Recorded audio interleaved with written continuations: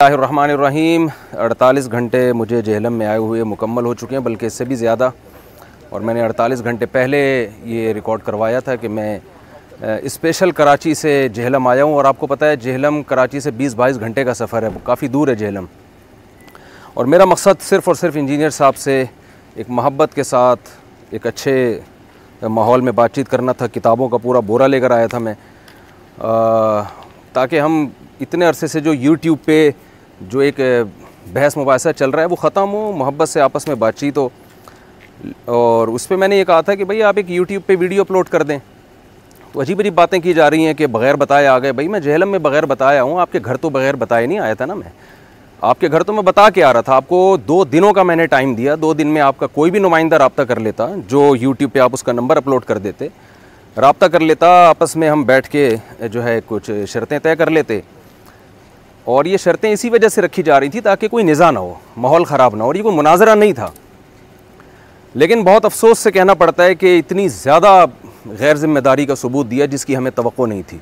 अफवाहें फैलाई गई, पुलिस पकड़ रही है, पुलिस तलाश कर रही है। जो हमारे नुमाइंदे थे मौलाना मुसब साहब, उनका नंबर मैंने यूट्यूब पर दिया था, कोई पुलिस नहीं पकड़ रही उनको।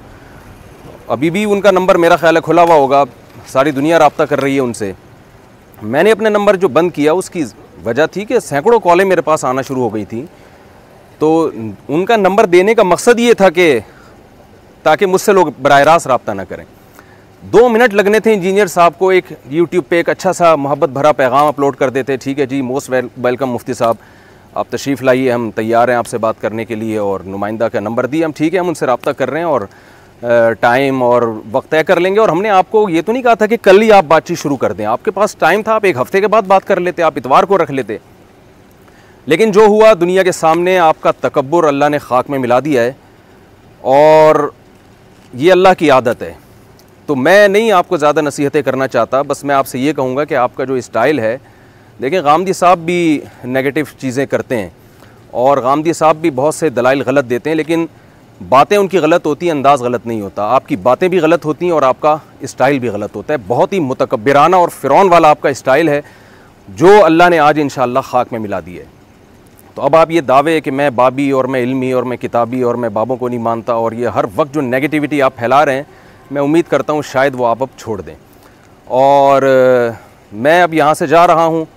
और किसी ने बड़ी एक मज़ाहिया सी पोस्ट मेरे बारे में चलाई थी कि इंजीनियर साहब को ख़िताब करके कि इंजीनियर साहब, मुफ्ती साहब, ऐसा ना हो कि 4थी शादी जेहलम में करें और फिर बार बार मुफ्ती साहब का आना हो। तो मैं इंजीनियर साहब की तसल्ली के लिए कह रहा हूँ कि आपने बिल्कुल भी घबराना नहीं है।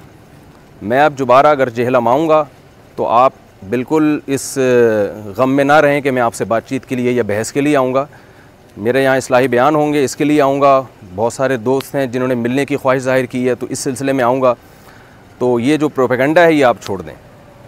हज़रत मुआविया रज़ी अल्लाह ताला अन्हु से मोहब्बत हमारे ईमान का हिस्सा है। तमाम सहाबा से मोहब्बत। आपने जो सहाबा किराम के ख़िलाफ़ एक प्रोपेगेंडा किया हुआ है और अल-मुहन्नद अल-मुफ़न्नद के बारे में जो प्रोपेगेंडा किया हुआ है, इन सब पे बात होती है। और आपने बड़ी अक्लमंदी का मुज़ाहरा किया अपने आप के ख़्याल के मुताबिक कि आप बैठे नहीं, क्योंकि आपको पता था कि जो ज़िल्लत आपकी इस वक्त हुई है, अगर आप बैठ जाते तो इससे ज़्यादा आपने रुसवा होना था।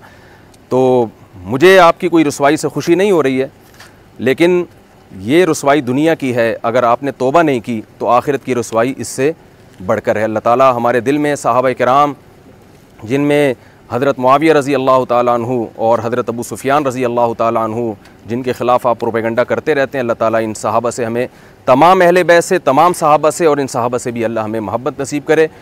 और इन्हीं अल्फाज के साथ मैं अपनी बात को ख़त्म करता हूँ। वमा अलैना इल्लल बलाग।